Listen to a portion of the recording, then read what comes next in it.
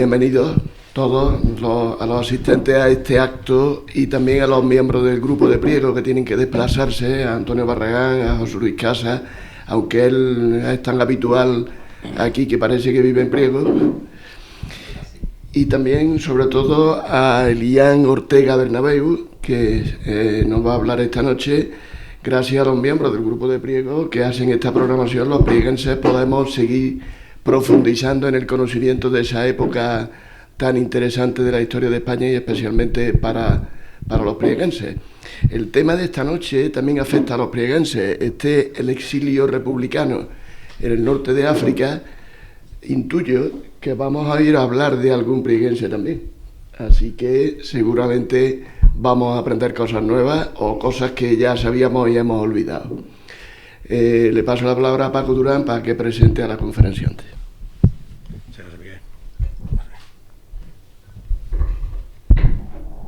Bien, buenas tardes y bienvenidos. Como saben, estamos dentro de los actos conmemorativos del 80 aniversario del exilio de los españoles del 39. Quiero comenzar justificando la ausencia de Beatriz Corredor, la presidenta de la Fundación Pablo Iglesias, porque hoy en teoría era cuando íbamos a clausurar esta exposición, que va a estar abierta hasta el domingo, pero era hoy el día, digamos, de la clausura. No voy a hablar de ella porque las caras que veo son conocidas y ya la conocéis desde la presentación. Hablamos un poco de ella también en la conferencia de Rubén Mirón, que precisamente nuestro compañero José Luis Casas ha estado hace 2 días, miércoles, ¿no, Solé? En la presentación del libro, tuvimos la primicia, como les decía. Rubén presentó aquí el libro que se presentaba en el Ministerio de Sanidad el miércoles de esta semana, es decir, hace 2 días.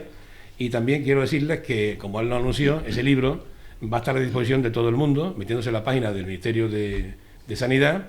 Está el PDF del libro para que aquellas personas que tengan interés puedan tenerlo íntegro y de manera gratuita.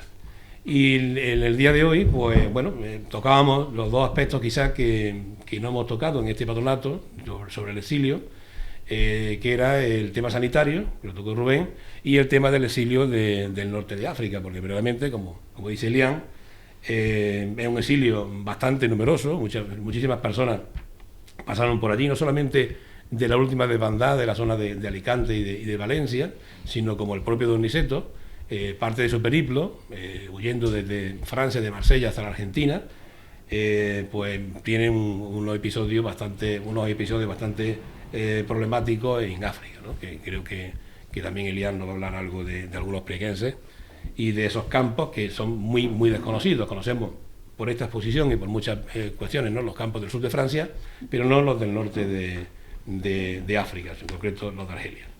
Elian, como ella misma dice, no es ninguna catedrática. Elian es una gran investigadora. Ella es hija, nieta de exiliados españoles. Nació en Orán, ha vivido con esos republicanos en el exilio argelino y estudió en el Liceo Francés Pasteur. Su infancia transcurre en esa ciudad junto a la comunidad española de republicanos. Conoció la Argelia que estuvo bajo dominio colonial francés. Estamos hablando de esa Argelia que, igual que el régimen de Vichy, formaba parte de la Francia colaboracionista, y también vivió los primeros años de la nueva República Argelina, hasta el año 72, año en que ella y su familia abandonan Orán y se instalan en Tenerife, en Canarias, ¿no? Mi padre en Barcelona y yo acabé los estudios en Francia y me fui a Tenerife. Los que nos gustan estos temas y seguimos por las redes, por los medios, vemos que la actividad de Elian es tremenda. Es decir, hace poco ha estado coordinando un congreso precisamente en Orán, de grandes magnitudes. Y bueno, pues creo que se ha recorrido toda la geografía española y la extranjera también, la francesa, ¿no?, con el tema de los campos. Y que menos que nos quita a nosotros esa ignorancia que tenemos de este apartado, ¿no?, del exilio republicano español. Así que quiero darle las gracias a Elian por estar aquí. Quiero también decirles que ella viene totalmente de forma gratuita. Dice que se siente en la obligación de transmitir estos conocimientos y de que puedan ser de alguna utilidad para las personas que pasaron, digamos, por esta chase, ¿no? Así que, Elian, cuando quiera hacer la palabra, muchísimas gracias.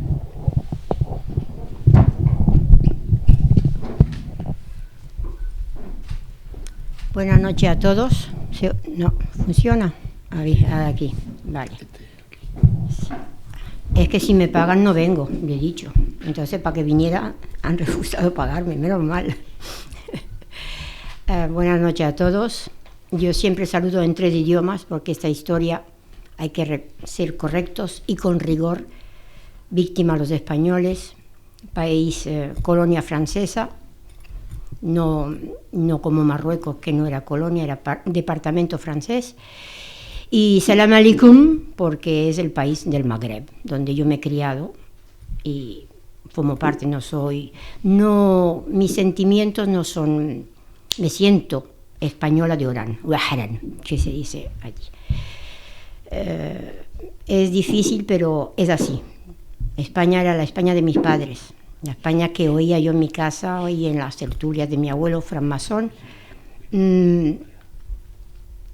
La España de Franco, de la Guardia Civil, de las palizas que le habían dado a mi padre, de la huida de mi abuelo, pues era un país como el que le cuenta la guerra de los campos de exterminio alemán, pues igual. Pues España era un país para mí extranjero. Venía a España ya mayorcita, de vacaciones, venía aquí a Córdoba a ver a mi tía, pero yo me sentía una turista más. Tenía una mentalidad de mujer francesa, de los institutos franceses, y claro, mi mentalidad no pegaba. Es para que entiendan un poquito mi perfil psicológico, donde yo me sitúo. Soy africana. Entonces, por eso saludo siempre en árabe. Bueno, pues para mí es un... Voy a pasar a la segunda página. A ver, exactamente. Bueno, es para mí un gran honor que vivamente agradezco haber sido invitada por Francisco Durán Alcalá del Patronato Niceto Alcalá Zamora y doy las gracias a todos por acompañarme en este día. Como explicaron, soy hija y nieta de refugiados políticos en Argelia. No llevo el tema de África del Norte porque son 3 países, Túnez, Argelia y Marruecos. Túnez lo lleva una colega muy buena, que es Victoria Fernández, y os recomiendo un libro que es El exilio de la Marina Republicana, donde yo también me inspiro, porque los que van a Túnez después me aparecen en los campos de concentración de Argelia. ¿Me oyen bien al fondo? Vale. Y es un homenaje a donde yo partí este trabajo de investigación, que no estoy ni en la 10ª parte, del diario de mi abuelo Gerardo Bernabéu Vilaplana, que es la familia materna mía, y donde existen pues pruebas y documentos, y de ahí parto la inspiración y mi búsqueda.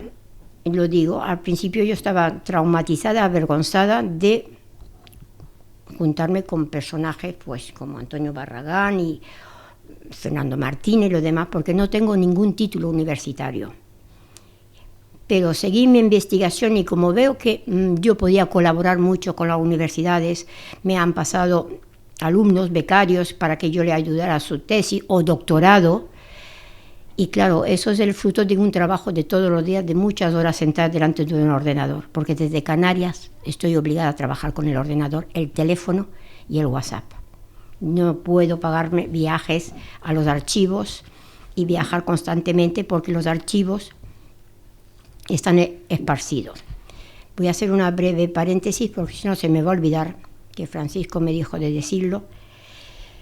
Vamos a intentar hacer un archivo, la idea ya partió después de este congreso en Argelia, puse la semillita.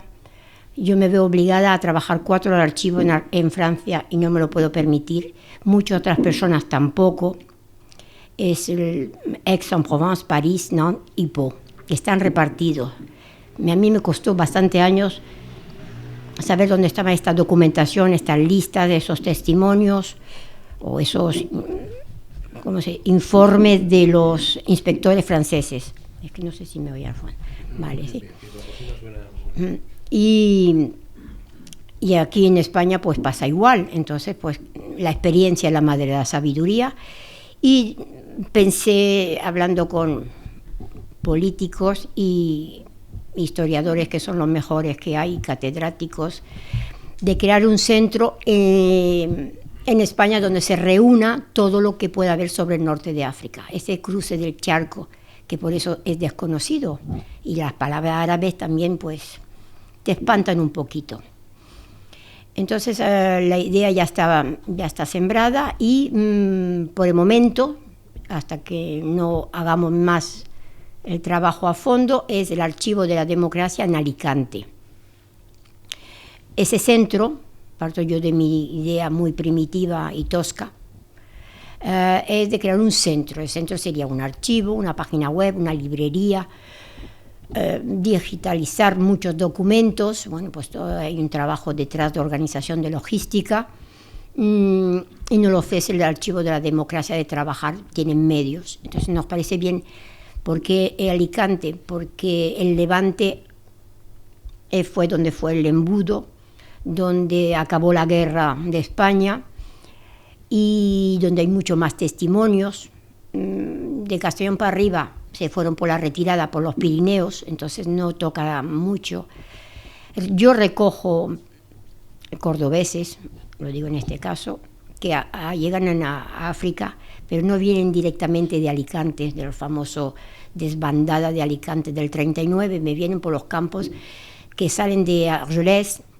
Entonces empiezan a poner a los indeseados comunistas, anarquistas, un poquito que ellos consideran peligroso, lo meten al campo de Vernet, y es cuando en el 41 recojo yo en África a algunos de ellos. Un testimonio muy bueno que es de Belalcázar.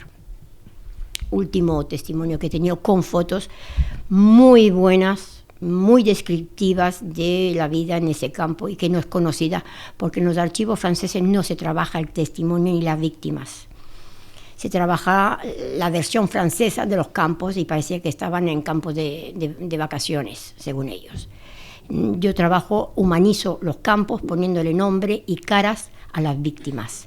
Y es mi trabajo, muy lento, muy largo, pero bueno, ya tiene sus frutos. Tengo centenares de fotos de campos, de prisioneros que me han dado sus nietos o hijos mismos.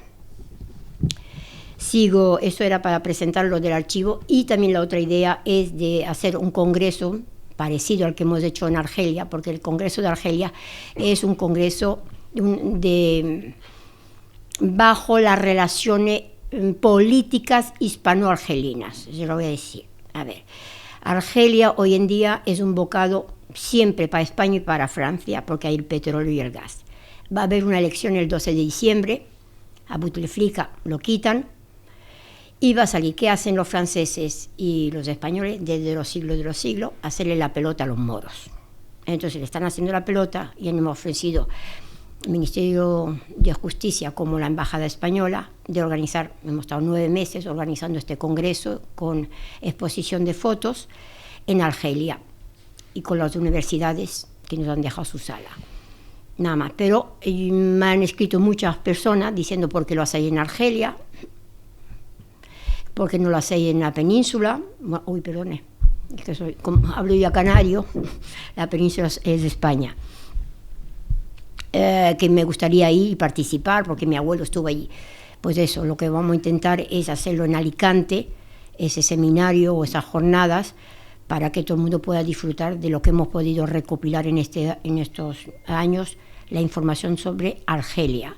Y ahora diría, y Túnez, Marruecos, no hay nada trabajado, no hay nada hecho. Túnez, Béchir, Yazidi y Victoria son los que mejor han trabajado el exilio en Túnez. Y Argelia, pues hay unos cuantos, pero muy pocos. Bueno, pues seguimos. Voy a pasar rápidamente. Bueno, pues de aquí parte la idea de trabajar el exilio a través de la documentación que tengo en mi familia, que es mi tío Gerardo, que vive, tiene 82 años, un testimonio vivo, mi abuelo y mi abuela.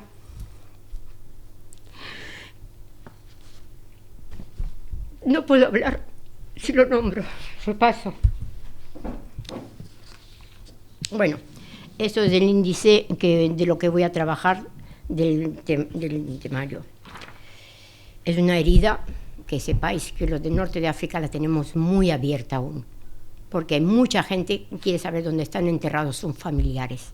Me escriben centenares de gente que quieren saber dónde está enterrado su abuelo, su hermano o su hijo mismo. Y es muy doloroso trabajar ese aspecto emocional de esas personas a las cuales yo me empatizo con ellas. Bueno, para que tengan una idea, el mapa de situación de Argelia y lo demás, os voy a explicar. La zona de Alicante, donde sale, y esto es Orán. Hoy en día en avión son 20 minutos, antes pues unas cuantas horas, bastante. Depende del mar, cómo está. Aquí está Argel, la capital, pero es de aquí donde sale, donde se hace el embudo, de aquí de Cartagena, Murcia y de Castellón para abajo, se reúnen aquí en Alicante y donde van saliendo en pateras, en barquitos. Entonces, los barquitos no se nombran en los archivos españoles ninguno, es como las pateras de hoy en día, no se nombran, pero los recojo en la hemeroteca argelina. Han llegado 5 o 6 barcos de 7 milicianos, de 20 personas, y no te dicen quién son ni el nombre del barco. Eran barquitas de pesca, huían de noche, no se sabe. Y estos son los centros y los campos de concentración que voy a trabajar. Los campos de concentración están aquí. Son 3 modalidades de campos que voy a trabajar, bueno, que voy a explicar. Y los centros de internamiento de Orán. Aquí está Orán, que era aquí. Esto ya es desierto. Esto es aquí en Marruecos y esto es de Argelia. La capital está aquí. Trabajaremos Bogarí, Yelfa, Buarfa y los campos de la muerte que os contaré después.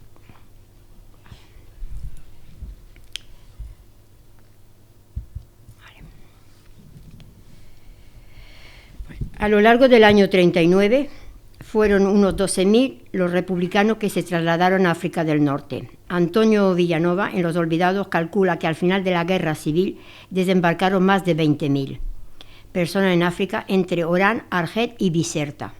A partir de marzo 41, Francia envía centenares de exiliados republicanos internados en los campos franceses hacia los campos de Argelia. La salida se hace de las costas del Levante y del sur. Salieron del puerto de Alicante, fue el último puerto de salida hacia el exilio. Solo relataré el mes de marzo. El Winnipeg, el 3 de marzo, barco de la Kamsa, Marionga, el Ron Wine el 12 de marzo, el African Trader el 19 de marzo, el Stambrook el 29, y muchos más que son barcos de pesca, barquitas y los aviones, que es un capítulo de los aviones que no lo trabajo yo. Juan Bautista Vilar relata, según testimonios, la situación en el Stambrook. Es un testimonio que cuenta, dice: basta decir que para ir a los 2 únicos retretes existentes en el buque había que guardar colas de más de un día. Si la necesidad premiaba, mujeres, ancianos y niños se hacían cubrir con unas mantas por familiares y amigos para no quedar a la vista de todos mientras se aliviaban. O bien, en el caso de los hombres, evacuaban directamente en el mar, sentados sobre la barandilla de cubierta y agarrándose a esta, de igual forma que lo hacen fuera de las jaulas algunas aves silvestres en cautividad. Muy sencillo, la barandilla, se quitaban los pantalones, ponían el culete al aire y ahí dejaban caer lo que había. Algunos se caían en el mar con su propio peso. De los puertos de la costa levantina, Santa Pola, Denia, Gandía, Torrevieja, Cartagena, el sindicato pesquero puso a disposición de dirigentes políticos y sindicales algunos barcos como la Industria Pesquera 1 y el Gavilán de los Mares. Uno de los casos que recogí en la hemeroteca, una barca de Valencia que sale con 7 milicianos, que sí que era una barquita pequeñita, 4 días remando, llegó a Argel sin brújula, sin agua y sin nada. Los recogieron pues más muertos que vivos. De la costa almeriense, desde Adra, partieron el República y el Quitapena de Adra, en el cual viajaba Valentín González, conocido por el campesino, miembro del Partido Comunista. En los aviones se fueron los altos cargos comunistas, militares, desde los aeropuertos del sur, Monóvar, San Javier. La gran mayoría de pilotos y mandos intermedios se quedaron esperando en los puertos los barcos que nunca llegaron. Resumiendo, como dice el profesor José Miguel Santacreu, la desbandada final fue una salida desesperada. Es muy importante, sale de una desbandada y espera a ver dónde llegan.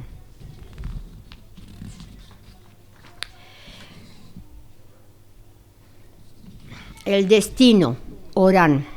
¿Por qué Orán? Pues por su carácter histórico español desde 1509. Orán es conocida como la Corte Chica. Orán era un presidio que crearon para mandar a los nobles, que los reyes que habían no los querían, Isabel la Católica y los demás, lo mandaban allí. Entonces allí se creó una corte y se llamaba la Corte Chica, que sí, que estaban de vacaciones allí, los nobles vivían de maravilla. Y se creó una ciudad muy española que sigue existiendo. Todo lo que es lo oranizado tiene una huella hispana. Tanto que en mi época, yo nací en el 54, el moro, nosotros lo llamamos cariñosamente al magrebí, que no son árabes, hablaba castellano, árabe y francés, pero no hablábamos, de los tres idiomas no se hablaba ninguno bien. Por eso allí hay un idioma que nosotros llamamos el patagüet, que es una mezcla de che, ven a prendre l'apéro avec des zitoun. Y este que ha dicho. Pues he dicho una palabra española, una palabra francesa y una palabra árabe, zitoun. Nosotros zitoun no decimos ni aceituna ni oliva, decimos de zitoun, porque es el idioma que hablamos. Por eso ni escribo bien francés ni escribo bien el castellano. Fatal. Y después, por su cercanía geográfica, por eso se fueron a Orán. Bueno, aquí tienen panorámica de Orán. Se ve la plaza de toros de Cumul y aquí está el castillo de Santa Cruz, se llama Santa Cruz. Y aquí abajo está todo el pueblo antiguo que se llama La Marina, que hoy en día se llama Sidi Louari, o Sidi Louari, depende del acento que querramos ponerle. Son huellas hispanas. Orán tuvo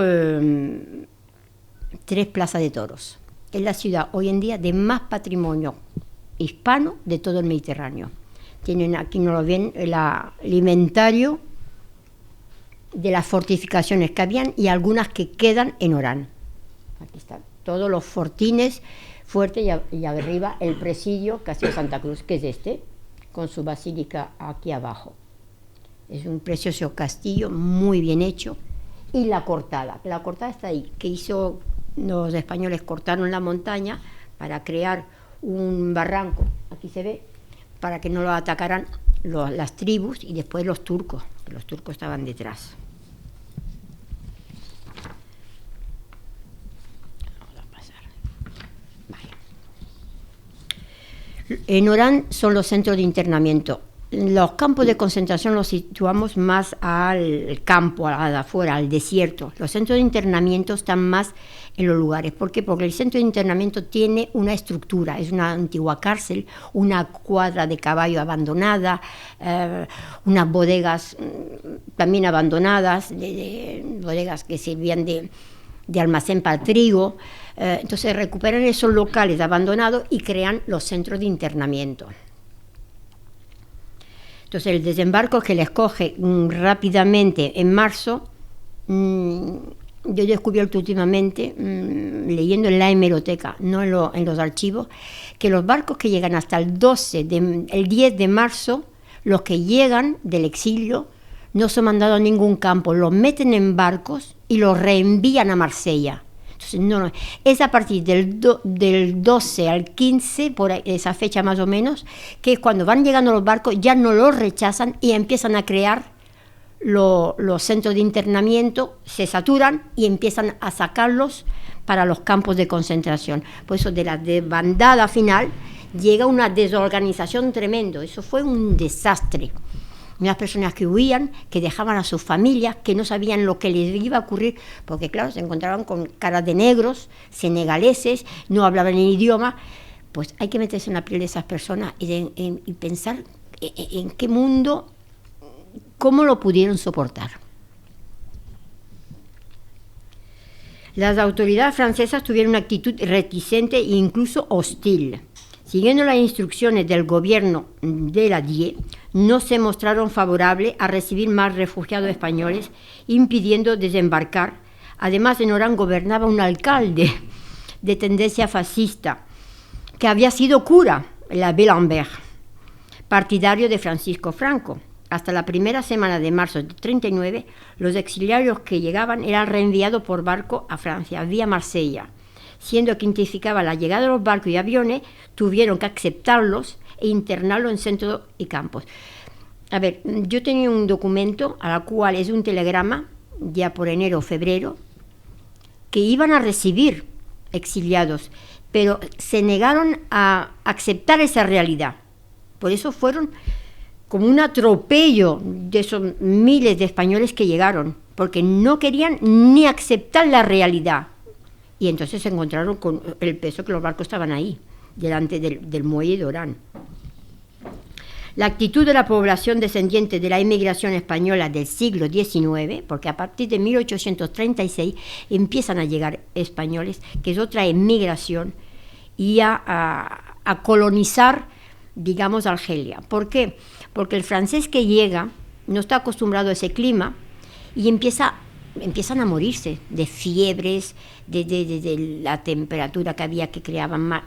Y entonces hay un estudio, que no es mío, porque no es mi rama, es que el gobierno francés estudia qué trabajador europeo puede soportar mejor esas condiciones africanas. Y entonces pregunta al gobierno español que si habría posibilidad de mandar obreros agrícolas para trabajar la colonización francesa. Y es por eso que del Levante, de Murcia, que son agricultores, mandan bastante de Mallorca, y valencianos, la huerta valenciana, mandan sobre todo a Alger. Hay un estudio de Ángela Menaje, que está en valenciano, que son los primeros valencianos que llegan, que por eso nosotros, allí tú ves un moro y te dice che, como los valencianos, che, y después te sigue hablando árabe, y ¿qué hace este che aquí en medio? Y es el che que quedó de la inmigración valenciana que fue llegando, y que también en la agricultura se nota mucho por las grandes extensiones que tenemos de naranjas. Allí hay campos de naranjos, pues, preciosos, que es por la influencia valenciana.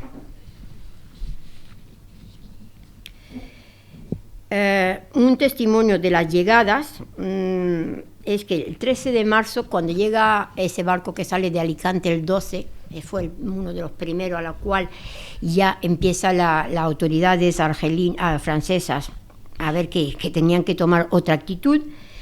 Dice, al llegar a la rada de Orán, subieron a bordo el servicio de prácticas y nos hizo anclar fuera del puerto, que es decir, que no lo dejaban ni anclar en el puerto. Era fuera del puerto, donde batían las olas de una manera terrible. Todo el pasaje se mareó. Solo quedamos libres del mismo unos cuantos. Liberto se quedó hecho un atún. Estaba hecho una lástima. Vino a bordo la policía y nos retiró a todos los pasaportes. Quiere decir que los deja sin documentación. Son indocumentados esas personas. Intentan que pierdan su identidad. Además, en el campo Morán los nombran no por nombre, por números también, que eso tampoco se había dicho hasta ahora. Allí en pleno temporal estuvimos hasta las 11 de la noche, en que arrimamos en la primera dársena, y después de vigilar el barco para que nadie saltara, vino a tierra Gomariz. Gomariz es el último cónsul republicano de Orán, que es ya destituido a final de febrero. Ya en marzo el pobre hombre roba el coche del consulado, se queda con el coche de consulado y se mete al muelle haciéndose pasar por diplomático con el coche, su matrícula diplomática, y empieza a meter en el coche a gente. Baja una persona, aún vive, la familia Domenech, que vive el hijo, baja porque la madre está por dar a luz. Y lo baja Gomariz. Gomariz lo lleva una chica de Almería, la historia de él. Hemos encontrado a su descendiente en México y estamos haciendo la biografía de ese hombre.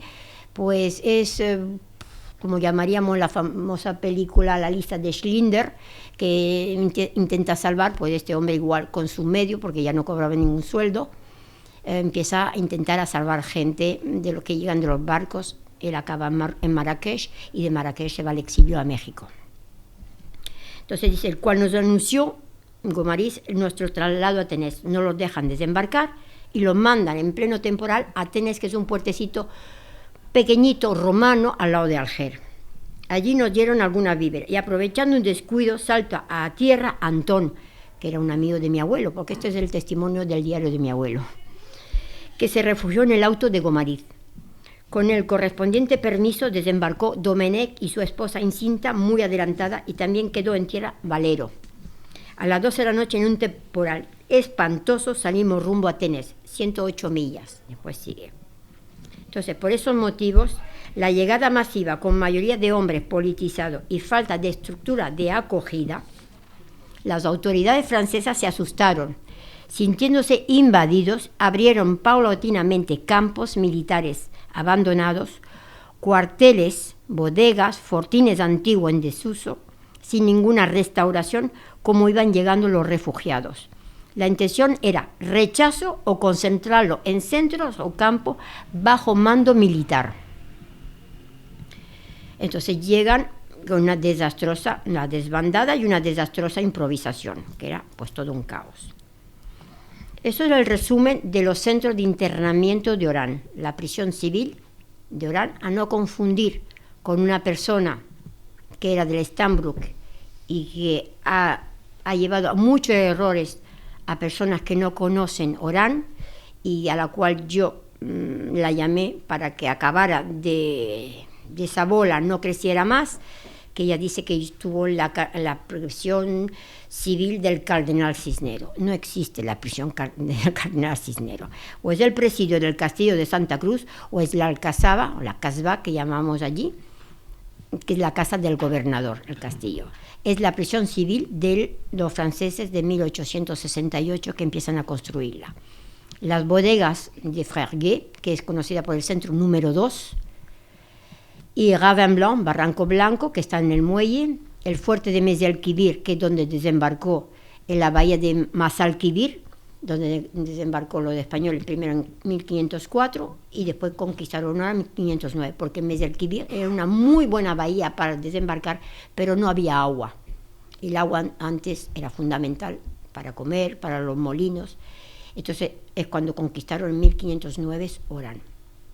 El campamento de verano, el mar y los pinos, era un campamento para niños que no estaba acabado y el director de un instituto pidió que se abriera para meter ahí a mujeres y niños. El campo de concentración de Relizán, que ese no voy a hablar, y los barcos que estaban en el muelle que sirvieron de barcos de prisión, como el Stambrook, el African Trader, el Les Ardieux, barco prisión.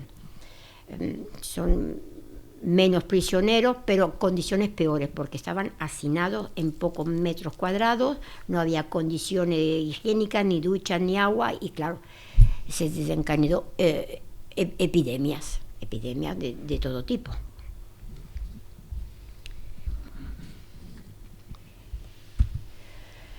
Esto es un informe muy interesante del doctor Wesley Knight. Es una misión internacional designada por la Conferencia Internacional de Solidaridad con los Refugiados Españoles, reunida en París. Visitó los campos del norte de África en mayo del 39 y el doctor Wesley Knight decía en su informe, lo he traducido en castellano. Ya en el 39 la Conferencia Internacional de Solidaridad manda a Sueso para que haga un informe. Dice: en los campamentos el servicio es prestado por los médicos españoles, los mismos prisioneros, que sí que no habían sanidad francesa. El médico que había allí, que era el mismo prisionero, sin ningún material, te atendía, pero te quedabas igual. Te dolía la cabeza, pues te dolía la cabeza, y allí quedaba. Cuyas decisiones son controladas por los médicos franceses. Algunas precauciones se han tomado contra el peligro de epidemias. Sin embargo, la sarna y los parásitos siguen siendo frecuentes. Por otro lado, un gran número de enfermedades sexuales, tuberculosis, se dejan al abandono. Además, los campos de Orán son evacuados gradualmente y los refugiados son dirigidos hacia Bogari, el primer gran centro de Bogari. no se llama Bogary el campo se llama Morin, del pueblo bueno, lo voy a decir en castellano, del pueblo de Bogary, dicen ellos, y Scar Bohari. Carecen de todo. Con el calor que deben soportar, podemos afirmar que ningún hombre, y él es médico, que ningún hombre podrá resistir esas condiciones. Él mismo lo dice. Bueno, empezamos por la prisión civil de Orán. Esto es una foto cedida, lo digo porque me ha costado mucho y no la he encontrado, de Alfred Salina. Alfred Salina es un descendiente de españoles, nacido en Orán, no del exilio republicano, se convirtió, los que llaman malamente pieds noirs, que son los descendientes de esa emigración que hubo económica, del hambre, de otras épocas. Él es descendiente, se llama Alfred Salina, vive en Grenoble y conoce muy bien Orán. Y esta foto me la ha cedido él y la verdad es muy valiosa porque no se encuentra. A mediados de marzo del 39 solo había un centro en la ciudad, la antigua prisión civil. El aspecto de esta cárcel es muy siniestra, con sus altos muros húmedos. Le digo que era así, abandonada, era un centro abandonado, no había nada, lo metieron ahí en plena ruina. Con amplios patios insalubres, malsanos, disponiendo de un solo pozo para 562 personas. En mayo de 39, cuando su capacidad era de 300 a 400 personas en esa cárcel.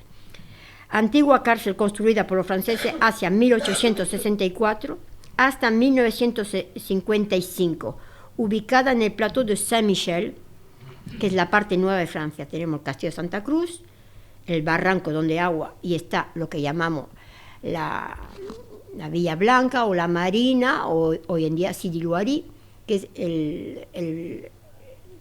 donde pasa el riachuelo, es la ciudad española.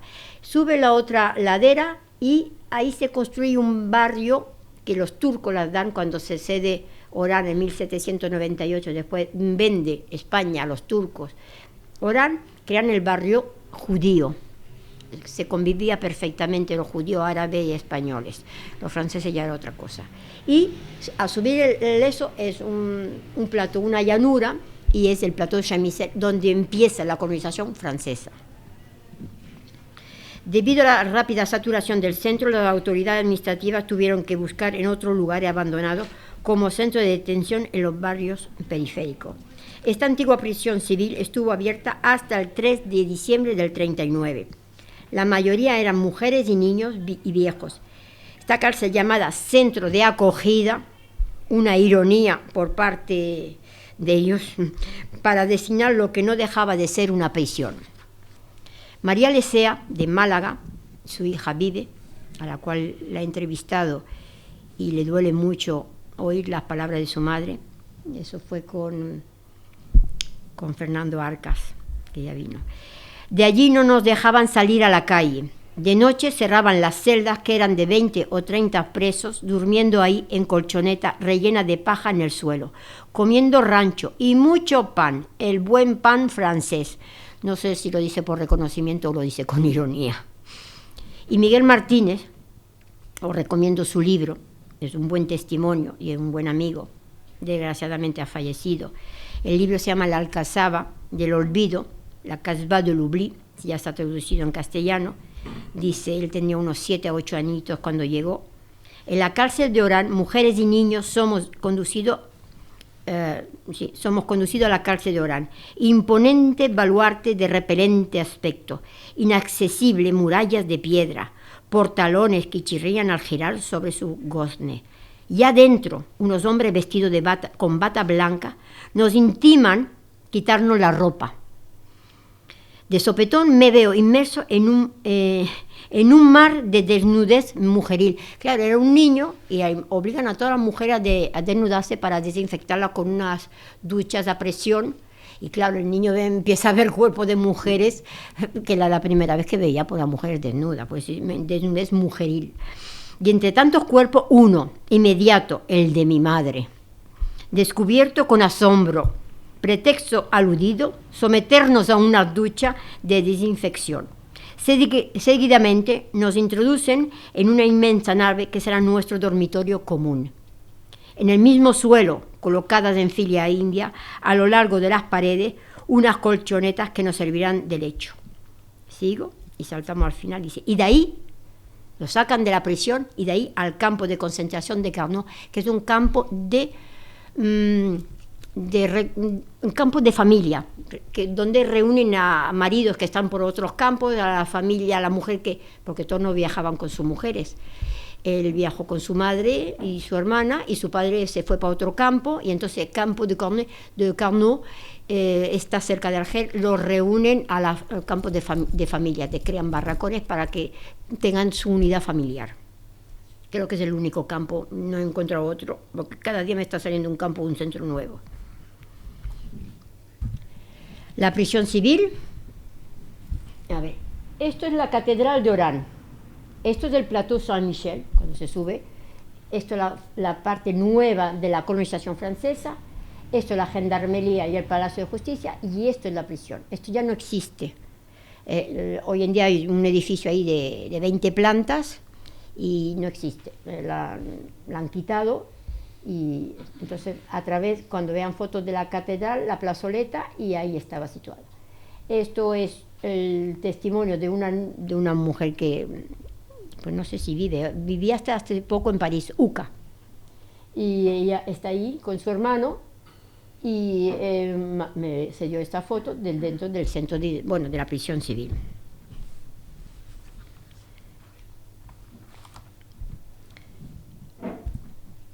Las bodegas. Vale. Esto también es una cosa que lo hemos hecho público este año en el Congreso. Se lo he dado yo tengo una alumna de la Universidad de Orán, de un hispanista, no es historia, son hispanistas, Ismet Terki, muy buen hispanista y bien conocido en Alcalá de Henares, aquí. Ella hace su tesis sobre el exilio republicano, habla un castellano perfecto, y le he dado que me trabaje el centro número 2, yo lo he trabajado por encima, pero yo le he dicho que profundice. Hemos descubierto, ese centro existe hoy en día, pero no hemos querido decirlo a nada porque ya está inaugurado en este congreso, la primera vez que hablaba en público, y hemos buscado durante mucho tiempo localizar el centro y lo hemos encontrado, y existe y está allí en el centro de Orán y nadie sabía. Entonces le hemos guardado el secreto para que ella pudiera lucirse. Entonces aquí tiene antiguamente las bodegas donde están las vigas y lo demás. Este es el centro, aún se ven aquí las bodegas. No, el dueño no nos ha dejado de entrar porque seguramente tiene que haber inscripciones de los españoles por aquí. Esto aquí es el patio. Es el segundo, es conocido históricamente con el centro número 2 de la avenida Tunis. En el barrio de Montplaisant, cerca de Gambetta, lo digo para que son antiguas bodegas abandonadas. 5 grandes salas se abrieron el 6 de abril para 500 personas en 5 salas, pero donde vivieron 954. Quiere decir que estaban bastante apretaditos. Y claro, y todos durmiendo en el suelo, y ya llegamos a tocar, que no se olviden que estos centros abandonados estaban plagados de ratas, dormían con las ratas, y ahora les contaré un testimonio. El de Ravin Blanc, hoy en día esto no existe, esto es una foto, la saqué de los archivos, se parece, pero de los archivos americanos. Esto es un barranco y estos son los acantilados de Gambetta. Los barcos atracaban aquí y no los dejaban aquí. Y aquí ya, esto no es el muelle, lo dejaron desembarcar. Y aquí se creó un centro de internamiento con, ahora lo verán más fotos, para los de los barcos que bajaban, pues los metían ahí. No había ni baños, ni retrete, ni cocina, ni nada. La cocina, por los artículos que justamente he recibido ayer de la hemeroteca argelina, era un barco donde habían instalado la cocina y comían, le bajaban la comida porque no había nada, no se podía cocinar, no, era un terreno, el fondo de un barranco que llegaba ahí al muelle. El muelle hoy en día está mucho más grande. Se situaba la entrada del muelle entre el barranco y el mar, y los acantilados de Gambetta, abierto en abril del 39, improvisado por la llegada masiva, y de ahí muchos partieron para los campos de Suzoni, que es Bogar, y el de Morand-Bogary. Hay mucha confusión, lo digo porque hay muchas confusiones con los nombres, confunden Bogart con Bogary y me lo meten de un campo y me lo meten de otro. Es excusable porque trabajar en Argelia hay que acostumbrarse a hacer fonética árabe y cuesta. Estaban instalados en Guitoun, vale. Volvemos que en la historia a veces hay que retomarla y corregir unas cuantas palabras. El francés usa marabú. Y cuando yo estaba en Argelia, antes de este congreso ya he dado varias conferencias por el Instituto Cervantes, tenían toda razón. El público magrebí, no son árabes, digo magrebí, hay que insistir, me dijo, ¿por qué dices marabú? Marabú para nosotros es un lugar santo. Marabú es como si dijéramos algo parecido a una ermita. Y los franceses llamaron a las tiendas de campaña militar marabú. Y es una falta de respeto. Entonces, yo no soy religiosa, pero hay que respetar al país y a su religión. Entonces, realmente esas tiendas de campaña militar donde metieron los españoles, la palabra existe, los franceses tienen, se llaman guitoun. Entonces, hay cosas que hay que corregir. Y me parece que por respeto a cada cultura y a cada país. Era un campamento para hombres, separados con alambrada y vigilados por senegaleses, reservado mayoritariamente para hombres, sin ninguna instalación de servicio sanitario ni agua. Dormían en paja. Estando al fondo del barranco, la ciudadanía de Orán no se enteró, porque eso está al fondo de un barranco. Orán está arriba, el muelle está abajo, ahí son como acantilados y la ciudad de Orán está arriba. Y eso, como estaba al fondo de un muelle que no estaba hecho, no se enteraban que habían ahí gente prisionera y eso. Hay un testimonio de un oranés que dice: en mayo del 39, una comisión internacional preparatoria de Conferencia de París sobre el problema español se pronunció sobre las condiciones detestables que enfrentan los refugiados del campo de Ravin-Blanc en el muelle, una zona ventosa. Dice: todo esto contribuyó a enmarcar este lugar como campo de concentración, siendo que escapaba de las miradas de la población. Él lo está hablando de mayor, pero él lo vivió cuando era niño. Dice: los transeúntes de los alrededores no notaron nada, no tenían ni idea que debajo de los acantilados reinaba la tristeza humana. Conocía bien a Ravin-Blanc. Con los amigos pasábamos el verano para ir a nadar a la Cueva del Agua o la Retama. Vale. Pues usted si va a Orán, dígale a cualquier modo, on y va a Cueva del Agua, porque ellos se comen las letras, y es que sigue la Cueva del Agua. Iban a pescar y a bañarse. La Cueva del Agua está aquí, ahí. La juventud bajaba a los acantilados y se bañaban ahí. Y ha quedado Cueva del Agua. Y en árabe lo dicen igual, Cueva del Agua. Mal dicho, pero se entiende que tienen ese recuerdo de los españoles. Esta es una parada desde el castillo de Santa Cruz, pues ahí tienen lo que era Orán, aquel barranco.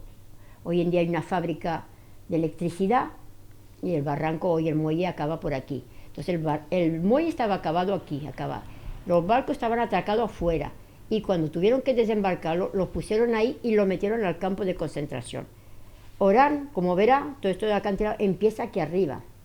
Todo esto es de Orán. Aquí está la parte española, la Marina, donde estaba el antiguo consulado español que quedó, y todo lo que el Coliseo, la Plaza de Toro que había antigua, la Casbah. Esto ya empieza aquí la zona francesa. Esto es el Hospital Saint-Gaudens, y aquí no se ve, está la iglesia de San Francisco, que fue la primera, digamos, catedral española. Estaba hecha sobre una mezquita árabe y después hicieron un convento y después hicieron la iglesia, y es conocida hoy en día por l'église de Saint-Louis, la iglesia de San Luis. Bueno, yo me ubico por el Hospital Gaudens, aquí está el campanario. Está en ruina, está muy en ruina. El patrimonio de Orán, turco, español, francés, está en ruina. Da pena, mucha pena. Es doloroso que un patrimonio se pierda así y va a ser irrecuperable. Y esto es Gambetta. Bueno, vamos a seguir. Vamos por la 14. Vale, aquí tienen cuando los dejan desembarcar. tenemos aquí los acantilados de Gambetta, aquí tenemos la Guitún, y esta foto la he recibido hace poco, pertenece a la agencia Press, que no he podido ser, pero es un señor que lleva la especialidad de los campos de Argelès, que es Pedro Fuentes, y me la envió, me dijo, a mí me sobra, tómala, pero para mí fue una maravilla. Y esto es Ravin Blanc. Aquí están, con su Guitún, no son Marabout, para que vean, y están ahí. No hay ningún servicio sanitario, no hay nada. Entonces bajan un barco, que creo que puse en el Blanco o algo así, y crean la cocina en el banco y es donde empiezan a bajar comida. No sé, la ropa la lavarían con agua del mar, pero no había ni fuente ni nada. Y los excrementos, pues los baños lo harían alrededor, con que eso olería a gusto. Bueno, el castillo de Mézelquivir. Esto es un castillo que había un pequeño castillo. A ver, te voy a explicar. Orán está aquí. Aquí está Orán. Esta es la cortada que hacen los españoles para que no una al castillo de Santa Cruz. La bahía de Mézelquivir o Mazalquivir y el castillo de Mézelquivir. Era más pequeñito, y cuando llegaron los españoles en 1504 había un castillo ahí medio berebere, o vete a saber lo que era, no lo tienen muy claro. Los españoles agrandaron ese castillo, lo mejoraron, pero es un castillo muy húmedo, en condiciones. Cuando llegan los españoles, esta también es una foto, no se puede entrar en ese castillo, es zona militar, eso está prohibido. Ahí, como dicen en mi tierra, huelu maquesh, no hay nada que hacer.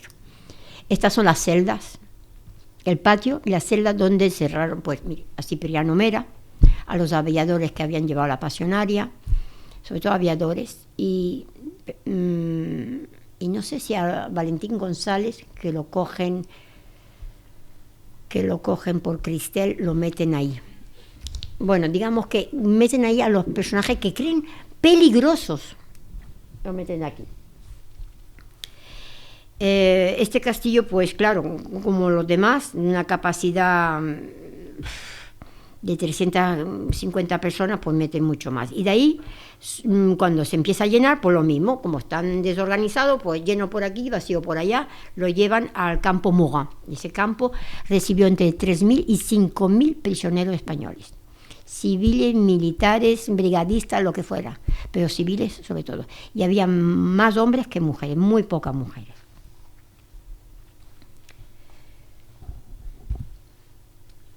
Aquí tiene una para esto es Orán, el castillo, el muelle, y aquí tiene el castillo de Mézelquivir. Después veremos el mar y los pinos, el centro de internamiento. Aquí tienen otro que había, que era la prisión civil. Aquí abajo está Ravin Blanc, y uno que no vamos a ver, que está por aquí, que es el que hablamos antes, que es el número 2, las bodegas. Eso más o menos es una foto que corresponde, porque claro, hay que trabajar y buscar las fotos de la época. No puedo poner fotos de hoy en día, porque si no, no nos despistamos. Bueno, este es el centro de internamiento de verano. La Mer Le Pen, debido a la saturación de la antigua cárcel civil de Orán, centro número 1, se desviaron varios grupos de mujeres y niños a Inentürk. A Inentürk, que ya es una palabra turca, la fuente del turco. Este campamento, la Mer Le Pen, se ubicaba a las afueras del pueblo de Inentürk. Este es el pueblecito, en la época, balneario que llaman los franceses. Orán está aquí, Mézelquivir está aquí y Inentürk está aquí, cerquita, hoy en día. Este campamento aún estaba en construcción. Las explosiones de la construcción de la carretera trasera asustaban a los niños, recordándole las bombas de la guerra civil. Esto es parte de un testimonio, que sigue aún viva, 90 y pico de años y vive esta mujer. Esta mujer viajó, llegó en el African Trader, y de ahí la mandaron a la prisión civil. De la prisión civil, el libro lo he podido recuperar, y lo he pasado, he digitalizado todo el libro para los de Alicante, que están, se llama Ya se va el vapor. Está en mi página de Facebook, si lo queréis os lo paso. Es muy, muy interesante el libro. Y claro, ya ni descatalogado se encuentra. Después vamos a pasar a la 19. Este es el centro de Nenturk. Vale, entonces esto, pues yo también, cuando fui en el 2014, yo vamos a buscarlo.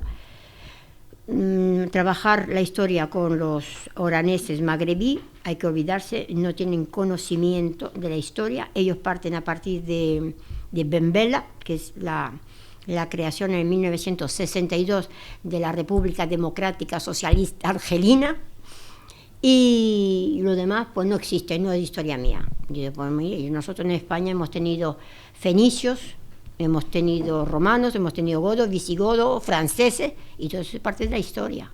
Ellos es una mezcla de la religión, que lo que no es de la religión somos rumi, como infieles. Entonces, no, como que si se meten en esa historia es pecado para ellos, tienen ahí una alergia. Y este centro, cuando entramos, yo tengo mi equipo moro de allí que me ayuda, porque si no, como mujer en el mundo árabe es difícil, es muy difícil trabajar.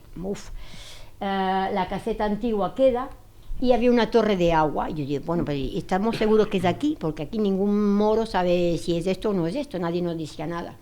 Y entonces me subo a la torre de agua, que aquello para trepar, y había una cerámica llena de... Estos blancos son las cagadas de la gaviota, abandonada, una cerámica preciosa, y ponía la mer et le pain. Y después estamos en el lugar de acá. Entonces nos fuimos al jardín, que no son pinos, son estos árboles, y es aquí donde, entre barracones y de Guitún, metieron a las mujeres. Este es testimonio que vivió como niña de unos 10 años que estaba ahí. Me contaba, que yo la voy a ver de vez en cuando ahí a Perpiñán, que ella lo que se acuerda, más de lo que se acuerda es cuando se acostaba, cómo le corrían las ratas en la espalda. Dice, yo me acuerdo cómo me corrían las ratas. Yo, sería tremendo, ¿eh? Vale. Entramos en lo que palabras mayores, los campos de concentración. Esto es palabras mayores porque muchos franceses hoy en día, aún historiadores como periodistas, algunos niegan la palabra concentración. Voy a hablar rápidamente. El término concentración, una carga política y emocional. Ciertos historiadores políticos y civiles franceses niegan la palabra concentración. Es una palabra que recuerda mucho a los campos de exterminio nazi. Pero es que yo hablo concentración, yo no hablo de exterminio. Pero me lo niegan. Yo siempre con mucho respeto, pero discuto con ellos. Muchos artículos de periódicos franceses la emplean. En la administración y en los medios de comunicación de la época es utilizada la palabra concentración. En la conferencia de prensa del ministro del Interior, Albert Sarraut, en febrero del 39, se expresan estos términos. Hablando ya en febrero, que no había pensado de Argelia, pero que ya estaban llegando por la retirada, dice, el campo de Argelès-sur-Mer no será un lugar penitenciario, solamente un campo de concentración, no es la misma cosa. Pero como va pasando el tiempo, y como los alemanes están afincando sus campos de exterminio, eliminan la palabra concentración en los medios, y los historiadores de hoy en día también repiten eso. No se puede emplear centro de acogida cuando a una persona se le priva de libertad, con guardias senegaleses, sin documentación, bajo el mando militar. No puede ser un centro de acogida. Después de marzo 39, el gobierno francés emplea muchos términos. Los refugiados eran simplemente internos administrativos y no penados. Presos estos campos hasta junio del 43, donde no se liberan, se les envía a la Segunda Guerra Mundial. Vale. Yo tengo con mucho respeto y cariño y admiración a un historiador francés que ha escrito un buen libro, lo que pasa es que no está traducido en castellano, que se llama Yelfa 41-43. Y otro libro de él que se llama El sable de l'exil, arena del exilio, y trata el exilio en África. Y muy bueno, yo lo tengo y me llevo muy bien con él, pero cuando yo me encuentro con él siempre le saco lo mismo. Yo digo, mira, lo que hacéis ustedes. Creo que utilizan 22 términos en la historia, en los libros, en los medios, para no decir contradicción. Y yo se lo largo en plena conferencia. Él se ríe y yo también. Dice, centros en las ciudades, centro de... bueno, no lo voy a leer la expresión francesa, o lo digo en castellano. Dispositivos de prevención, reunión, centro de albergue, centro de exclusión, centro de encarcelamiento, campamento penitenciario, centro de estancia vigilada, centro de retención provisional, reeducación para mutilados, porque hay un campo que lo ponen así, de cárceles, prisioneros, campo de agrupamiento, campo de refugiado, campo de castigo, campo disciplinario, campo vigilado y campo de internamiento, sin hablar de GTE y de CTE. Todas esas palabras y más que van a salir, para no decir concentración. Y dentro de esos campos hay, por los testimonios reconocidos por ellos, no me lo invento yo no voy a añadir nada a la historia, 6 campos de castigo o de la muerte, que es Yelfa, Ain el-Urak, Meridian, Dijenburek, Adjerat y Fumdefla. La razón de desviar a los refugiados hacia otra zona de Argelia era la alta concentración de españoles, era un 80%, en el departamento de Orán. Bueno, pues aquí tiene la hemeroteca del periódico Humanité del 2 de marzo, donde utiliza la palabra de concentración. En el campo de Argelès también utilizan los campos de concentración, tienen que estar sometidos a un control riguroso. Entonces, esta es la hemeroteca francesa de febrero y un poco marzo, pero después ya lo quitan. El campo Morin en Bogary. Esto se encuentra cerca del pueblo, a 3 kilómetros del pueblo de Bogary, en la zona montañosa de Ouarsanis, a 150 kilómetros al sur de Argel. Es decir, que ya vamos tirando los campos hacia las zonas desérticas, pedrosas, y después más al sur, la arenosa. Es una desolada llanura sujeta a unas condiciones climáticas infernales, calor del desierto, frío de noche y en invierno. Este campo había sido un antiguo campo de castigo para tiradores magrebí difíciles, quiere decir que dentro de los militares franceses tenían a militares magrebí, que eran los que llamaban ellos la Guardia Zouave, y cuando, según el criterio francés, si no hacían obediente, los mandaban a estos campos de castigo. Este campo llegó a tener entre 3.000 a 5.000 refugiados con falta de condiciones de higiene, falta de agua y alimentos, sin enfermería, y la barraca de los locos. Hay una barraca que llamada por ellos la barraca de los locos. Gritos, ni medicamento. Quiere decir que cada vez que una persona perdía la cabeza por desesperación, lo metían en la barraca con otro loco, y encerrados, sin ningún tratamiento ni cuidado. Entonces se pegaban todo el día gritando sus chalauras y se oía, claro. Todo el mundo pues padecía de oír a su compatriota pues loco y encerrado. Eran barracas para 24 personas y vivían 48. Y la guardia que los rodeaba era alambradas con senegaleses. Quiere decir que la primera vez que mi abuelo vio a un negro con un fusil fue ahí. Y dijo, ¿en qué mundo estoy? Entonces, un libro también descatalogado muy bueno, que es Por tierra de Moro, de Muñoz Congost. Hay una frase que describe ese campo. Dice, piedras, ni un árbol, verdadero Senegal cuando llueve, ni el cielo es azul, 45 grados a la sombra. Y volvemos al médico que va a Morán y hace el informe. Dice, allí el número de refugiados crece día a día. En un futuro muy próximo este campamento será absolutamente invivible. No hay sombra, no hay protección contra los vientos del sur y en el verano no habrá más agua. Las cabañas de madera están cubiertas de metal brillante que hacen reverberación. Tendremos inevitablemente casos dados de insolación, de locura furiosa, etc. Él mismo ya reconoce que va a haber locos. Lo hizo en mayo del 39. Esto es una calle del pueblo de Morán, porque pues imagínense una persona del 39 que no tenía WhatsApp, ni Facebook, ni ordenador, ni libros, pues no se imaginaba, viajó a otro mundo muy diferente, de ropa, de chilaba, de xixía y las casas. El pueblo está aquí, pueblo típicamente francés y militar. Este es el Campo Morán, y como dice Muñoz Congos, ni el cielo es azul y 45 grados. Las casetas están aquí y son barrios.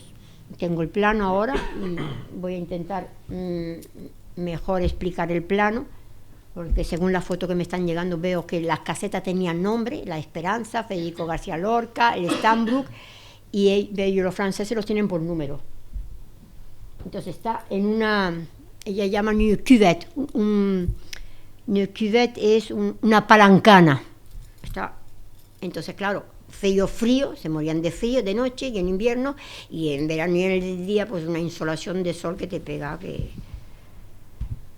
la guardia senegalesa con bayoneta, no soltaban la bayoneta, si eran peligrosos los que habían ahí. Bueno, hubo una fuga. ¿Quién se fugó? Era Cipriano Mera, creo que se fugó, ¿no? No, sí, Cipriano Mera, y también se fugó Amado Granel, el de la 9. Esto es un barracón. Mi tío abuelo, que salió al principio a las fotos, está sentado aquí, y lo vuelvo a preguntar. Normalmente cuando se hacían las fotos, tengo centenares de fotos, cuando iban a hacerse la foto donde estuvieran en el desierto, se ponían traje y corbata, porque era una foto que iban a mandar a la familia, y para que la familia no se preocupara ni la censura de los franceses demostraran la miseria en que vivía, se afeitaba, se vestía, se ponían traje y corbata y se la mandaban a la familia, porque había mucha censura en las cartas. Pero esta foto no está cogida para mandarse a la familia, está cogida de imprevisto. Y ahora os pregunto a todos, ¿qué veis en esta foto? Hay una cosa, no os olvidéis que están ahí a 45 grados, ¿eh? El traje y corbata, para no perder la moral. Se lavaban por la mañana, pero a restregar por no tener sarna. El pozo lo hicieron ellos, los lavaderos lo hicieron ellos, los sanitarios lo hicieron ellos, porque había mucha sarna. Entonces mi abuelo se rascaba bien, era tremendo, y después se vestían, y yo digo, ¿y la palabra depresión existió? Pasaban de mantenerse a la locura. Si no, no sobrevivían, ¿eh? 3.000 personas viviendo ahí. Hoy en día vivimos en un apartamento y nos damos codazos, pues nos sobran. Pues ahí están, con traje y corbata. Y esto es un ajedrez hecho por mi abuelo y por mi tío abuelo, Liberto y Gerardo mi abuelo, de las barracas, que la mayoría se la hicieron ellos, de la madera que sobró de las barracas, y con una navajita pues hicieron el juego de ajedrez, que sigue todo está depositado en casa de mi tío. Bueno, vamos a pasar. Bueno, pues aquí pasamos a los cordobeses que yo he podido en el Campo Morán. Vamos a ver, yo tengo muchas listas que me mandan, y yo mando lo que yo tengo, yo colaboro, y me piden, yo doy, si lo tengo lo doy. La historia no nos pertenece a nadie, es un bien inmaterial, pertenece a la humanidad y a las generaciones futuras, para que no cometan los errores que hemos cometido o que cometieron. Y todos tenemos, ¡ay, que me lo guardo! Yo lucho en, ¡ay, me lo guardo, no lo quiero! Tengo que darlo y lo dono. Las listas que yo tengo muchas listas que tengo que desgrenar y pasarlas para hacer la lista de los prisioneros. Entonces tengo documentos, y yo lo que he leído, que lo que he podido trabajar, voy a un 10% de las listas que tengo, es que el francés, cuando se le complicaba el nombre del pueblo, te ponía pues Córdoba, y si te complicaba mucho Córdoba, porque si era un cateto francés, pues te ponía España, y con eso queda. Entonces igual tengo centenares de cordobeses, o muchos de Priego, pero como no los tengo identificados por España, o igual te ponían Madrid, porque lo que más que conocían de España era Madrid. no sabemos exactamente de cuántos pueblos podían haber en esos campos africanos. Y eso nunca se sabrá. A menos que cojamos la operación inversa, que los descendientes que estén en los pueblos sepan que su abuelo ha estado en Morán o en Yelfa o en Algerat. Y me diga así. Entonces, que hacemos esa lista, la mejoremos, la lista de prisioneros, y en vez de poner Córdoba, pongamos el nombre del pueblo. Es la otra operación inversa. Si no, imposible a través de la información francesa. Yo tengo aquí, lo voy a decir así, identificado a Molina Ordóñez Manuel. Nació en 1918 en Zamoranos, en una aldea de Priego de Córdoba. El listado confeccionado por funcionarios franceses a la llegada del barco a Orán, en el Stambrook, siendo pasajero 700, llevaba el número 700, con 21 años, identificado como agricultor, barco que salió el 28 de marzo del 39, militante del Partido Comunista Español, y en el archivo encontramos una ficha sobre su instancia en Argel y en los campos de Morán y Colomb-Béchar. Ya hablamos Colomb-Béchar, los campos del desierto. Como Francia tiene los campos de las playas, nosotros tenemos ahí. Este documento es cedido por un familiar, Juan Antonio Olivares Abad. Ruiz Gutiérrez Vicente. Nació en el verano del 12 en el pueblo de Guadalcázar, provincia de Córdoba. Salió en el Stambrook el 28 de marzo y por el mes de mayo del 39 es trasladado al campo Morán hasta septiembre del 39. Fallece en Melbourne el 17 de julio del 98. Es un buen testimonio. Está vivo su hijo, con muchos años, vive en Australia y me comunico con él. Bueno, cuando yo duermo me llama él, porque claro, con la diferencia horaria, ha escrito el testimonio de su padre y la vivencia de él en Marrakech. Que sí, que muchos que salieron de los campos se fueron a Marrakech, porque de Marrakech y Casablanca era la salida para México, y entonces pues ahí se reunió con Muñoz Congós, con Marís, todos esos que huían después los campos de Argelia. Medina Ortega José, de Córdoba, fallecido en Ciudad de México en el 67, tipógrafo, inspector militar del campo de Carabineros, partió desde el puerto de Águilas, Murcia, hacia Orán, fue internado en el campo Morán y agrupado en la compañía de trabajadores. Tras un breve tiempo en los campos argelinos, en enero del 40, fue trasladado al campo de Buarfa.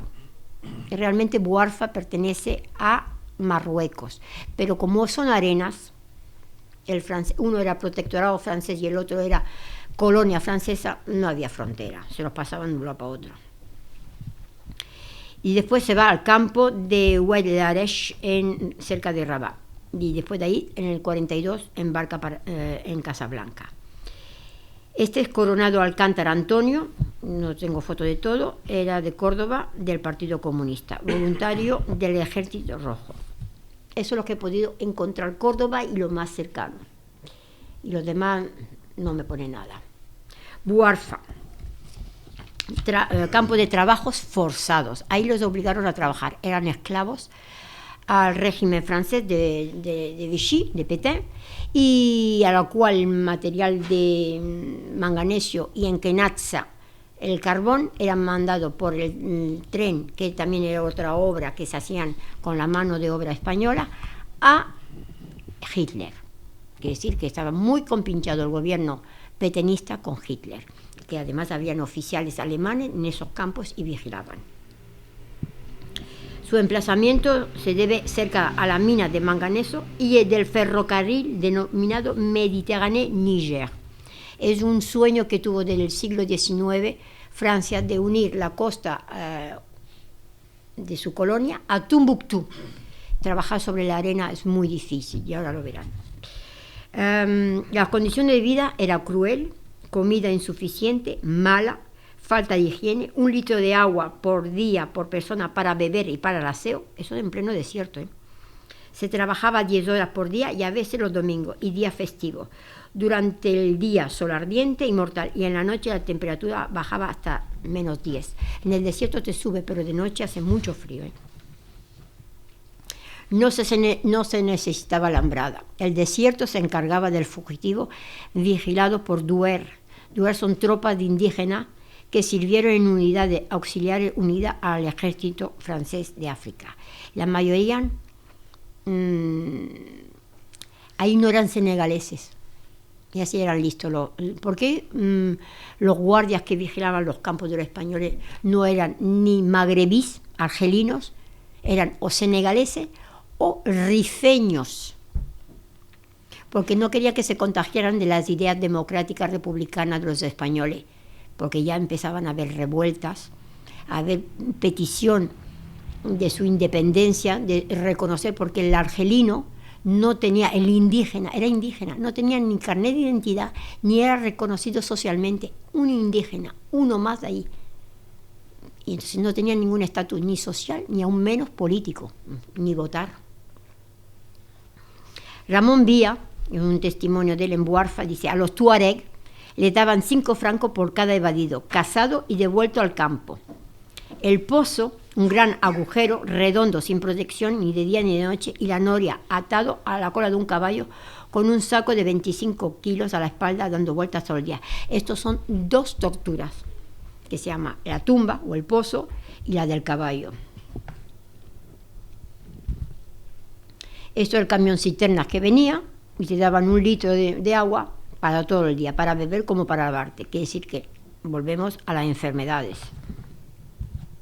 Esto, el campo, el comandante que había en ese momento decía, ¿quieres huir? El desierto se encargará de ti. Y claro, la mitad morían deshidratados o volvían al campo, otro lo traía un moro, un duer de eso, arrastra. Lo ataban a la cola del caballo y te arrastraban. Y si te caías, pues te arrastraban y te arañaban con todos los pedruscos, que llegaban más muertos que vivos. La cocina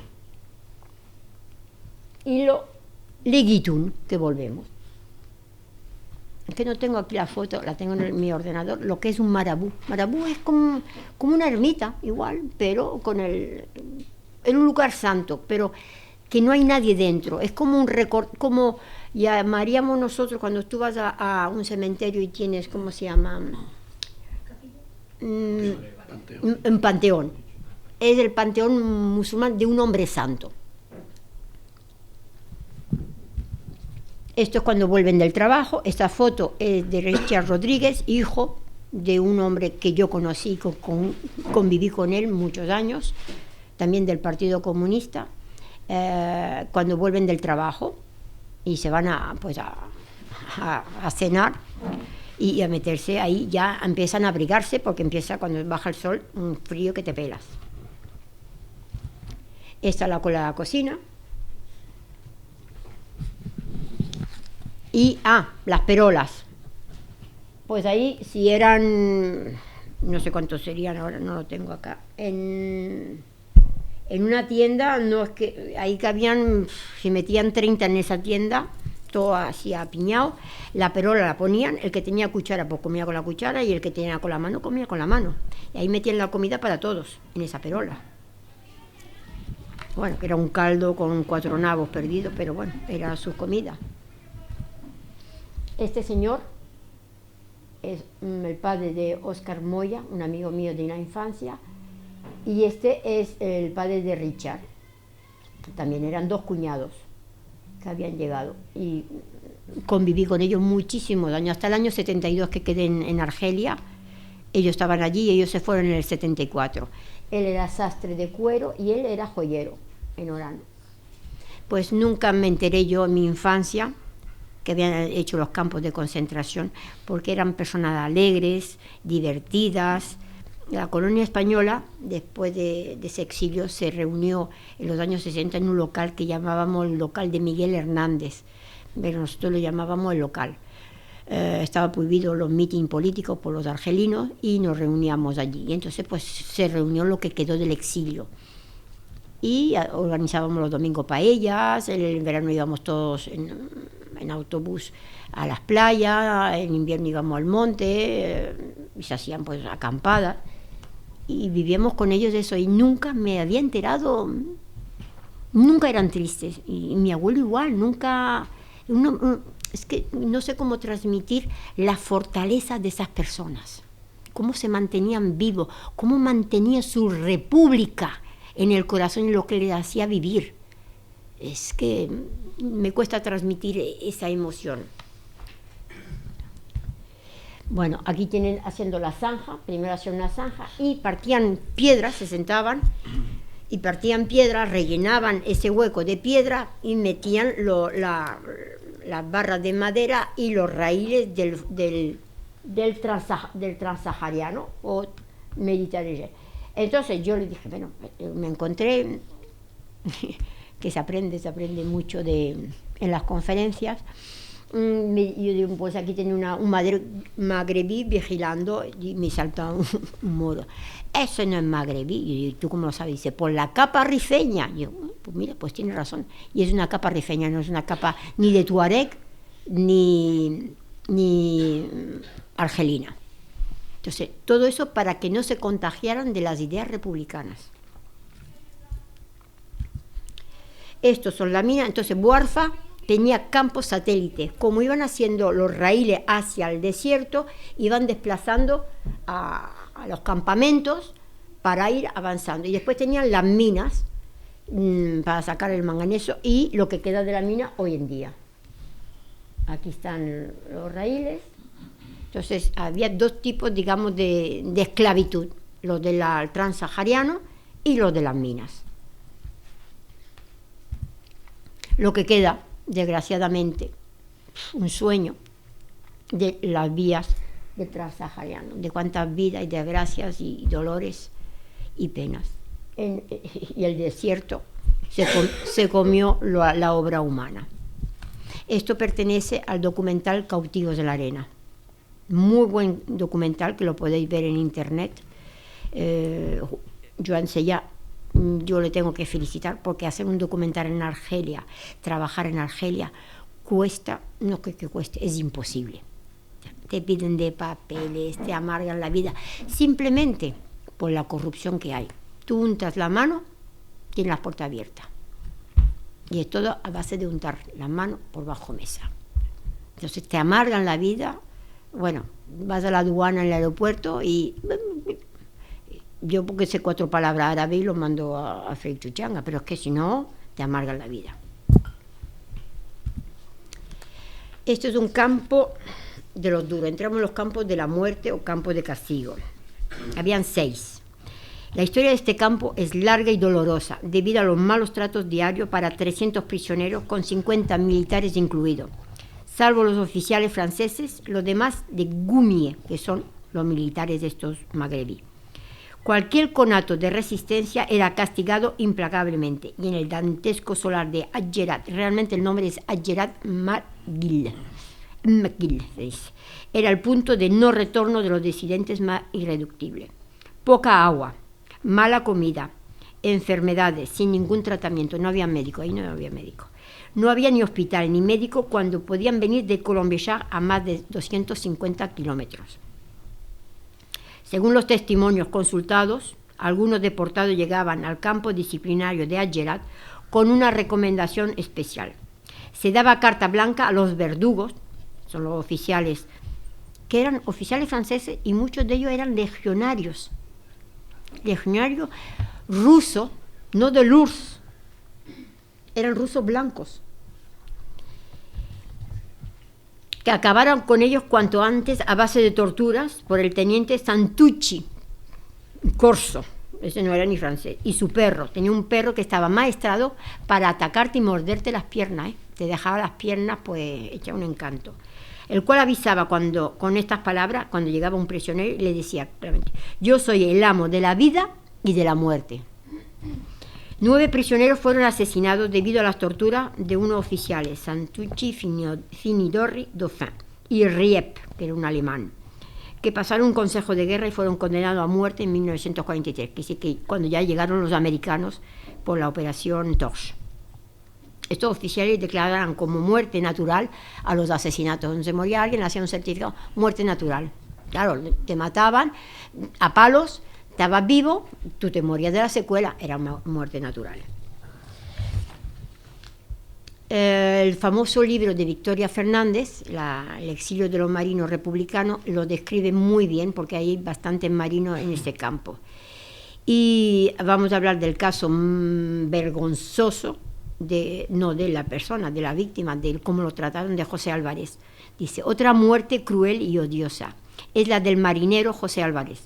Padece disentería grave. El médico prestatario alemán, que es decir, un prisionero, Kinski, de la Brigada Internacional, pide que sea evacuado al hospital de Colombéchat, a 150 kilómetros, porque su estado es crítico.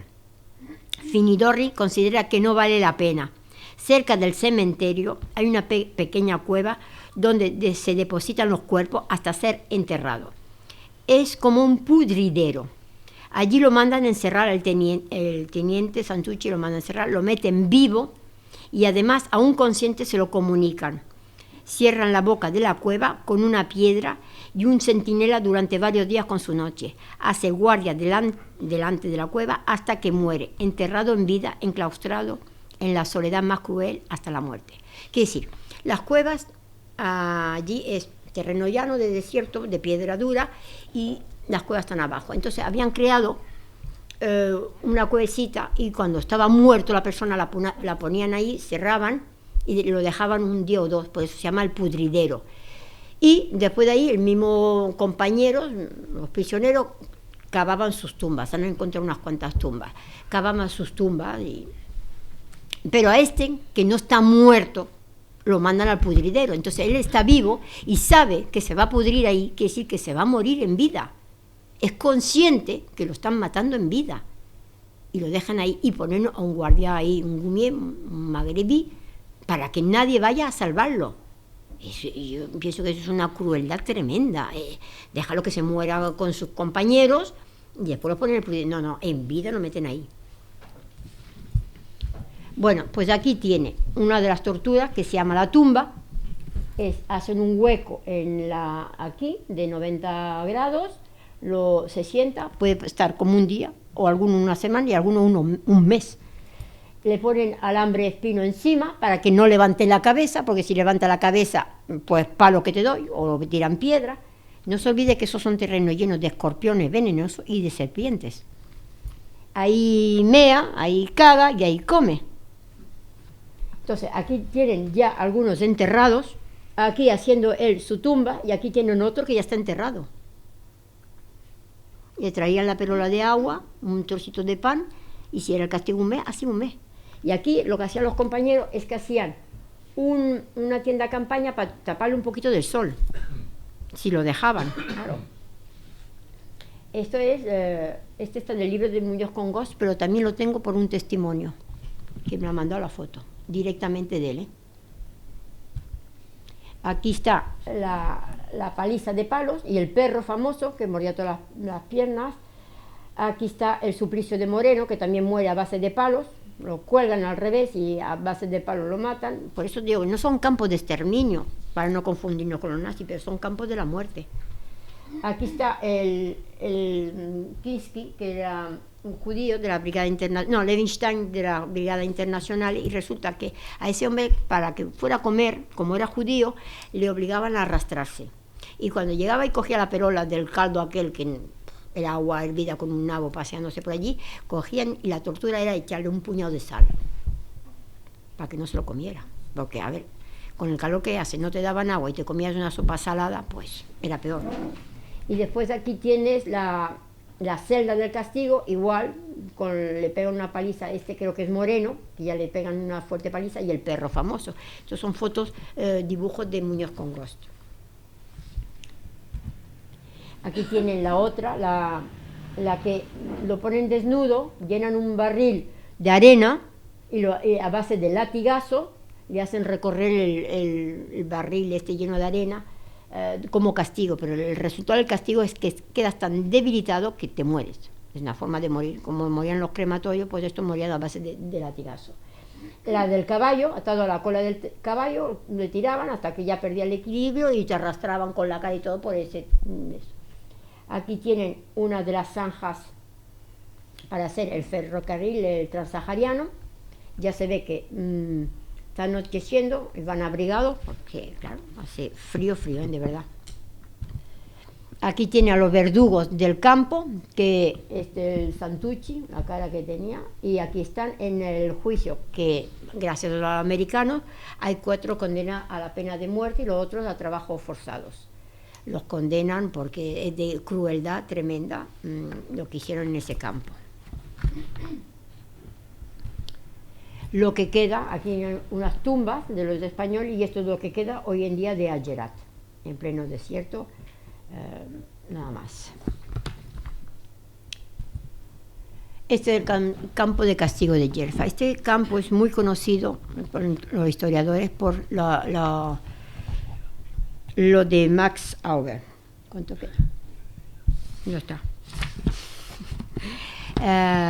Es un campo de castigo muy fuerte, y es cuando se trabaja mucho los que reenvían de Francia, los que consideran peligrosos, del 41. Ahí estamos trabajando con el Ministerio de Justicia y la Embajada por un caso que va a exhumar por fin su abuelo del campo de Yerfa, que está enterrado allí. Hemos podido trabajar y encontrar la tumba de su abuelo. Ese hombre era de Málaga, pero era un personaje político en la República. Bueno, pues igual, piojos, enfermedades, duro, y además este comandante, el Caboche, era muy listo. Utilizaba a los prisioneros como mano de obra gratis para el panadero, para el zapatero. Entonces ayudaban al francés que estaba ahí de turno, pero cruelmente, muchas horas de trabajo, no le pagaban ningún sueldo, pero el sueldo se lo pagaban al comandante, y el comandante se guardaba el dinero. La comida también. He podido rescatar documentos de los kilos de comida que mandaba mejor la Cruz Roja, ni la mitad llegaba a los prisioneros. La revendía. Después trabajó mucho el esparto para hacer, se trabajaba mucho el esparto allí en esa zona del desierto, para zapatos y esterillas, que lo hacía trabajar en el campo, y ese material o ese objeto lo revendía y él se guardaba el dinero, que ese tío se tuvo que hacer el chalet en Francia o el castillo. El tío era un negociante con los prisioneros. Aquí tiene en invierno, Yerfa, lo que queda. Esto está hecho por los españoles, lo verán, que hicieron, porque no había nada en el campo. Estaba así el fuerte de Cafarelli, que es donde vivía el capitán y los oficiales. Cuando llegaron durmieban sobre la tierra.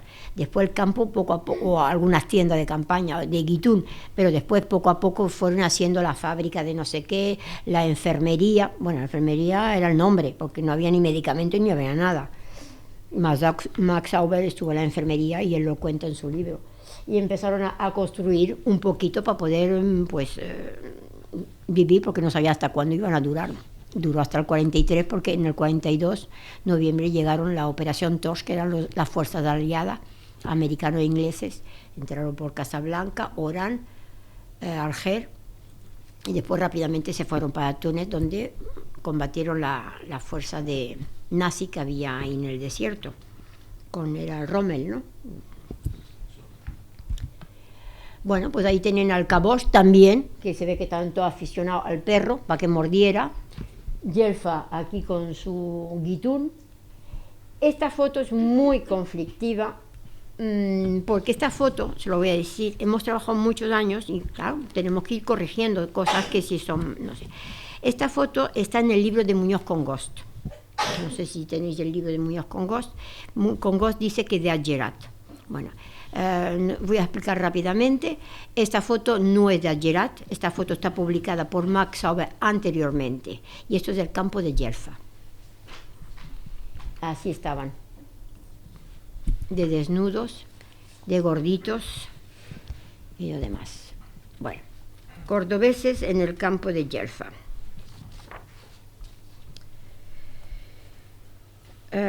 Estos no tengo fotos de ellos. Tengo de la Cruz Galero Pedro, que es de Belmes, provincia de Córdoba. Estuvo en el campo de Yerfa, por eso casi todos venían del campo de Vernet, campo muy duro en Francia. Ese no murió.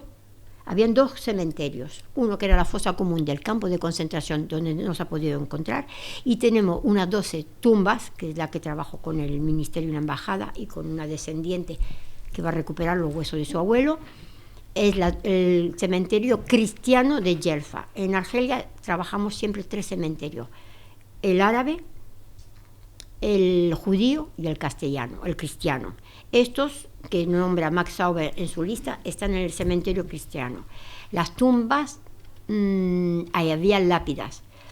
Pude conseguir, trabajando mucho y buscando mucho, que un moro me saltara la tapia. Eso fue en abril de este año, la tapia del cementerio, porque estaba cerrada una cadena y no se podía entrar, pero bueno, la tapia no es muy alta, y me buscó las lápidas y me ha tomado fotos, las tenemos inventariadas, de las lápidas que quedan. La lápida de este abuelo, de esta familia, que no hay problema que la nombre, José España Heredia, la nieta, María del Mar España, trabaja en el gobierno en Madrid y está muy bien posicionada para poder extraer privadamente el resto de su abuelo. Cuesta mucho.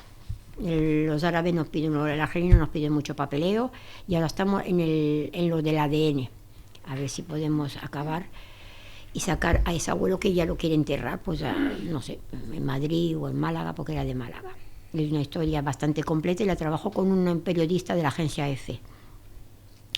Después tenemos a este hombre, a Dueña Alfonso, que nació en Pozo Blanco, a León Blasquez de Lucena, a Miga Jou Gómez Juan, en Ayora, de Córdoba, a Roldán de Hornachuelas, Hornachuelos, disculpe, lo corregiré, Romero Cachinero Antonio, en Vilanova de Córdoba, y Herrera Calvo Antonio de Córdoba. Estos acaban en Gelfa. No los tengo en la lista de ese cementerio, con que se ve que salieron vivos. Y paso a este. Esta es una foto, es un fichero bastante completo de Serena Medina Fernando. Es de Belalcázar. Es este de aquí. El nieto me ha autorizado. Tengo otro de Belalcázar, pero que vive en Córdoba y no quiere que se sepa nada. El respeto. De todas formas, como esta foto, están los dos de Belalcázar, porque ellos se juntaban o por afinidad política, o por el pueblo, o por el partido. Pues estos que eran de Belalcázar se juntaron, tenían un punto en común y se conocerían. Esta es la foto. No lo voy a nombrar, pero esa es la foto. Yo nombro al otro que se puede hablar. Que está aquí, él está aquí. Sí. Pues nada, este hombre nació en Belalcázar y nada, y salió de allí y ya está, aquí acabo. Estas son las fotos de Gelfa. Esto es muy interesante, que se lo he dado a los historiadores que llevan Gelfa, porque viene el número de la caseta, que hasta ahora no se sabía que había número en la caseta, y esta foto que no sabemos que por qué están ahí haciendo, parece que están haciendo gimnasia. Son fotos que me han llegado hace 2 semanas, y ya está. Y nada, y espero que os haya gustado. Aquí os he dejado empacho, un empacho grande de Argelia.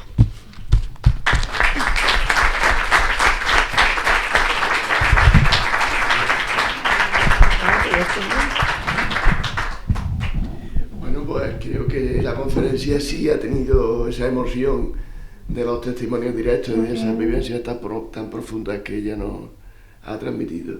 Gracias por haber venido y muchísimas gracias, Elian. Nada, ha sido un placer.